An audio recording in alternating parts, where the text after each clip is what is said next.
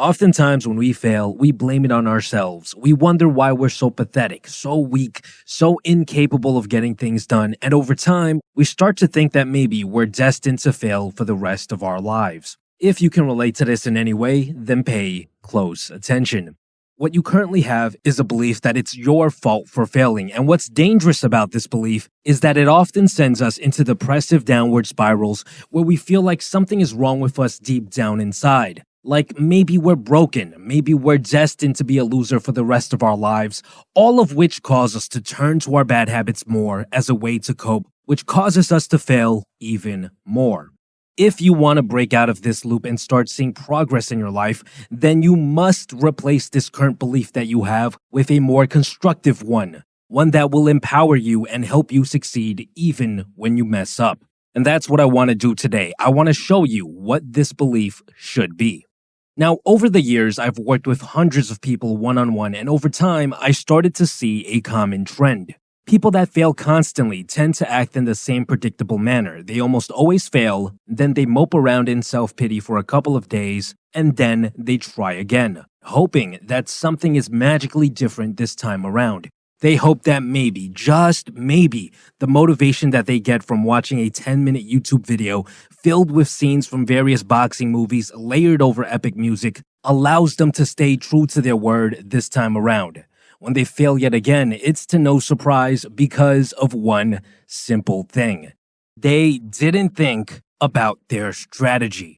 You see, it's usually not a question of whether or not you are mentally strong enough. It's usually a question of whether or not your strategy is effective enough. It's a question of how you do things, a question of who, what, where, when, and why. What does this mean? Well, a couple of years ago, I struggled with losing weight. I would tell myself that this time was different, that I would quit eating junk food and start eating healthy for good. But after just a couple of days, the urges would start reappearing. I would start hearing voices from the kitchen. Eat me, eat me, eat me. And no matter how hard I resisted, I would always eventually succumb to my urges and end up snacking.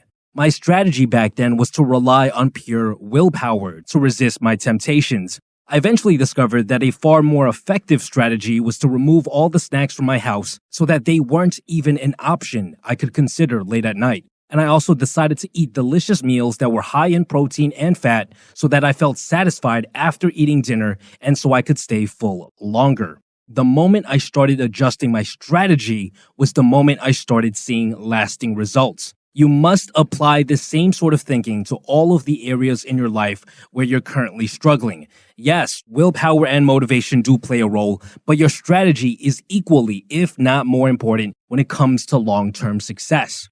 If you're someone who can't seem to focus on studying when you're at home, then play around with different locations, the length of time of which you study, the time of day you study, who you study with, and even what you study, if that's even an option. Try out multiple things so you can figure out which strategies seem to produce the best results. Once that happens, stop looking around for something new and just stick to what seems to be working.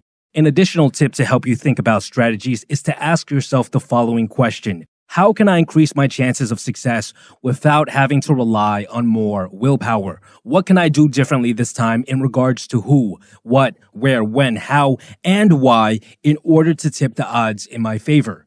And remember, it's not a question of why you're not mentally strong enough. It's a question of whether or not your strategy is good enough.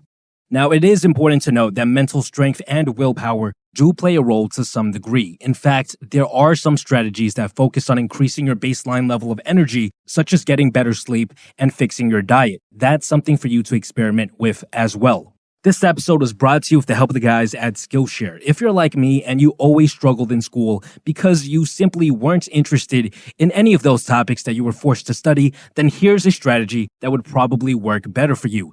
Go learn a skill online that you're actually interested in, become exceptionally good at it, and make a living that way. And Skillshare is the perfect place for this. They are an online learning community with thousands of classes with topics ranging from things like copywriting to animation. Skillshare is giving away a free trial of their premium membership to the first 1,000 people who click on the link in the description box below. After that, it's only around $10 a month, which is incredibly affordable compared to what you would have to pay to learn these skills in an in-person class. This week, I've decided to take a class on nonfiction writing, creative nonfiction, Write Truth in Style by Susan Orlean, because I want to improve my ability to create content for the channel. If you're interested in creating value online to grow a following, I would suggest this course as well. And besides that, guys, stay tuned.